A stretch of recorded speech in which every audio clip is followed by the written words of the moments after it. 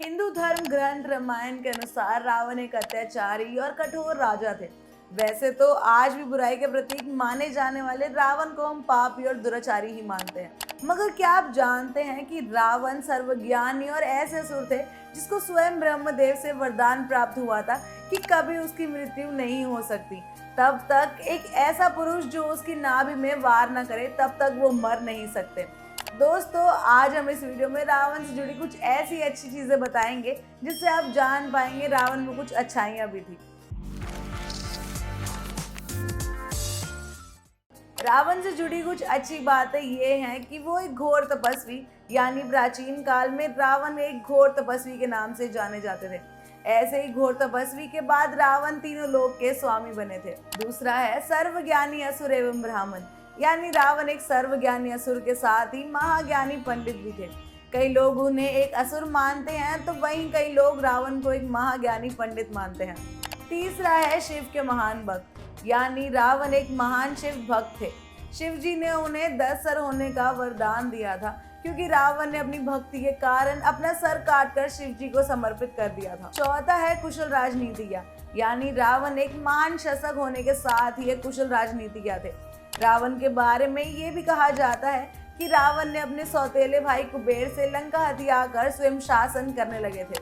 पांचवा है अपार धन संपत्ति और दिव्य शक्तियों के स्वामी हैं, यानी दोस्तों रावण इतने भाग्यशाली हैं कि उनके पास सारे वेद पुराणों के ज्ञान के साथ ही अनेक मायावी शक्तियां हासिल हुई थी। साथ ही उनको सोने की लंका, सर्वोत्तम पुष्पक विमान, मायावी सेना, 10 सर और अमर होने का वरदान, साथ ही अपार धन संपत्ति आदि प्राप्त हुए थे। छठा है अद्भुत स्मरण शक्ति के स्वामी, यानी रावण का ये गुण सुनकर आप भी हैरान रह जाएंगे, क्योंकि जब भी कभी रावण को कोई ग्रंथ, पुस्तक या वेद पढ़ते थे, उसको वो वेद, ग्रंथ या पुस्तक हूबहू स्मरण हो जाती थी और वो अपने जीवन काल में कभी नहीं भूलते थे।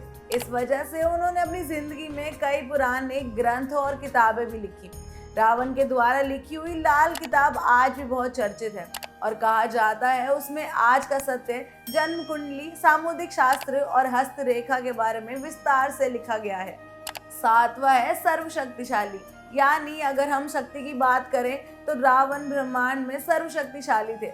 ऐसा माना जाता है कि रावण के पुत्र मेघनाथ का जब जन्म हो रहा था तब रावण ने सभी ग्रहों को आदेश किया था कि वे सभी ग्रार वे स्थान पर चले जाएं। ऐसा करने से रावण का पुत्र अमर हो जाता, मगर ऐसा करना सृष्टि के नियमों के खिलाफ होता। इसलिए आखिर में शनिदेव ने अपनी चाल बदल ली और रावण के साथ छल किया, जिस वजह से रावण ने क्रोध के मारे शनिदेव को बंधक बना लिया था। यहाँ तक कि रावण ने शनिदेव के साथ ही सभी देवों को अपना बंधक बना लिया था। देवराज इंद्र भी रावण को हराने में सक्षम रहे थे। ये भी कहा जाता है कि एक बार रावण ने यमराज तक को युद्ध के लिए ललकारा था। आठवां है अमर, यानी रावण को ब्रह्मदेव से अमर होने का वरदान प्राप्त हुआ था, मगर ब्रह्मदेव ने ये कहा था कि तुम्हारी नाभि में अमृत होगा और इसमें ही तुम्हारे प्राण रहेंगे। यदि कोई मनुष्य तुम्हारे नाभि पर वार करेगा तो तुम्हारी मृत्यु हो जाएगी। इस वजह से श्री राम ने मनुष्य अवतार में रावण का वध उसके भाई विभीषण के साथ सहायता के साथ किया था। नौवां है जय और विजय के संबंध में भगवान विष्णु के पैरादार, यानी पुरानी कथाओं का ये मानना है पूर्व जन्म में रावण और कुंभकर्ण दोनों भाई थे। जय और विजय दोनों की भगवान विष्णु के पैरादार, और इसी बात का दोनों को बहुत घमंड था। एक दिन जब कुछ ऋषि विष्णु जी से दर्शन करने आए तब दोनों ने ऋषियों को डरा कर भगा दिया था, जिसके परिणाम स्वरूप ऋषियों ने उन्हें श्राप दिया था कि अगले जन्म में तुम दोनों की मौत विष्णु के द्वारा होगी और तुम विष्णु अवतार के दुश्मन होंगे। इस कारण रावण को भगवान विष्णु ने अपने अवतार द्वारा मोक्ष दिलवाया था। 10वां है रावण एक दूरदर्शी राजा थे, यानी रावण को आने वाले संकट का पहले से ही आभास हो जाता था और उसी प्रकार ही वो अपने सारे निर्णय लेते थे। तो दोस्तों, ये थे कुछ रावण से जुड़ी हुई अनजान और अच्छी बातें।